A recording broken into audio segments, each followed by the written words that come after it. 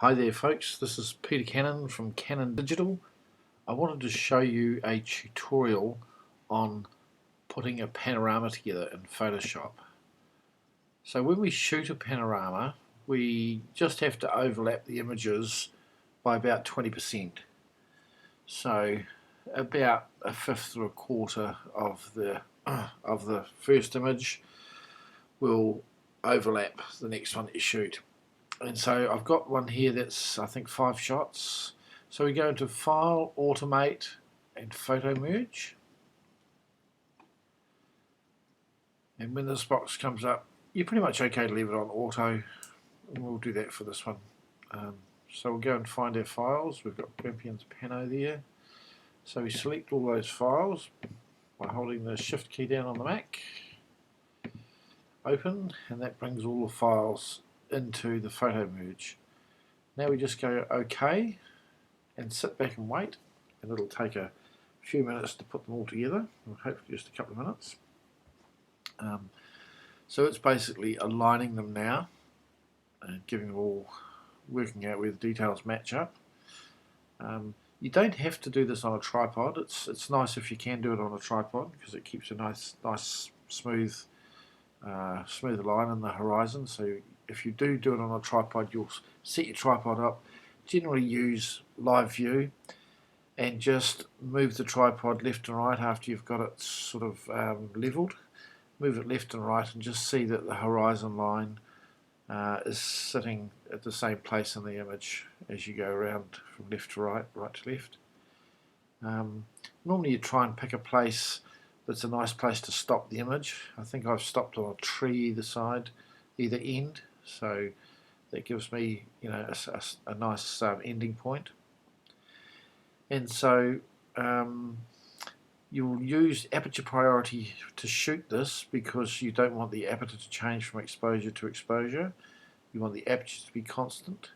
Often I'll shoot in manual focus to zoom in and get my focus on what I want the main focus to be on, and just see that as I turn it around, that focus point is appropriate for the panorama.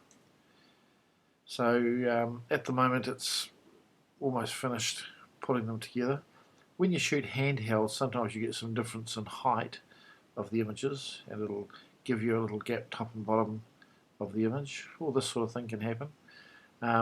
This sort of thing happens often when you're shooting wide angle. If you're shooting a very wide angle lens, like 18mm on a crop sensor, or 18 or more on a full frame sensor like 16mm, then you should overlap the images by about 50%. So we can take care of this. The horizon line is looking pretty good, a wee bit of a curve in it there, but we won't worry about that at the moment. So we'll take the this crop tool up here, because it doesn't have parameters, and we'll just crop down to what we want. Now it won't matter often it won't matter if we leave a little bit of white in here, because we've got a way of fixing that. But so if we just go through there, we're pretty good for a reasonable sort of shot. We'll come back and just crop it back to there. So in there like that. And now we'll just go to image crop, and that gives us our basic crop of the image put together. Now you can see the lines as to where it's taken the images from by flattening the image. Going to layer, flatten image, it'll take those join lines away, and you'll see those disappear. With the space here, which is quite interesting, just go select, deselect to stop that selection.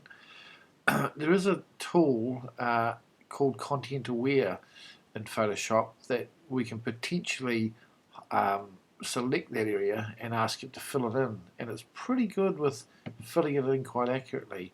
So we'll go to the magic wand tool, so we hold the mouse key down to make sure that magic wand is selected, and we select that item there. Then we'll go to, I think it's Edit, Fill, and just make sure that we've got Content Aware selected there, and go OK. And what it does is it looks at the surrounding pixels and works out what should be there. Mostly it's pretty accurate. The odd time it's not.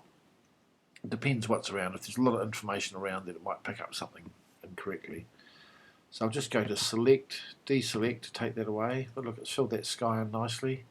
And there we have a panorama. Now, at the moment, go to image size, and we can see what size it is. So I'll just change that to centimetres.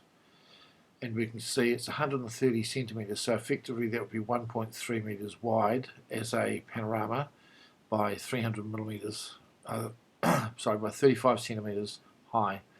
Which is quite a good size for a panorama, so we'll leave it at that. Looking pretty good. I don't think there's any real colour adjustments we need to make either. So now we'll go File, Save As.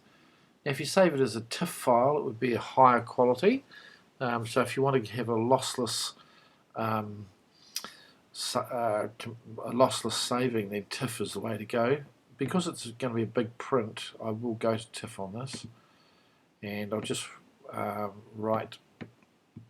give an indication of the name of it there. So we'll call it Grampians Panorama 1. Normally what I'll do is I'll go in and get a file number from one of the original photos and put that in there, but at the moment, so we've got a reference number to one of the numbers of the photos used. At the moment I'll just save it for this purpose. So we'll just go save. We're saving it as the normal size TIFF. We'll go OK to that, and it'll take a wee while to save because it's probably going to be 183 megabytes. But that's how quick and easy it is at putting panoramas together. So get out there and shoot some panoramas. If you need a wider shot than you've got in your lenses, lovely way to be able to capture a big vista. All right, thanks very much for watching. We'll see you next time. This is Peter Cannon from Canon Digital. Bye for now.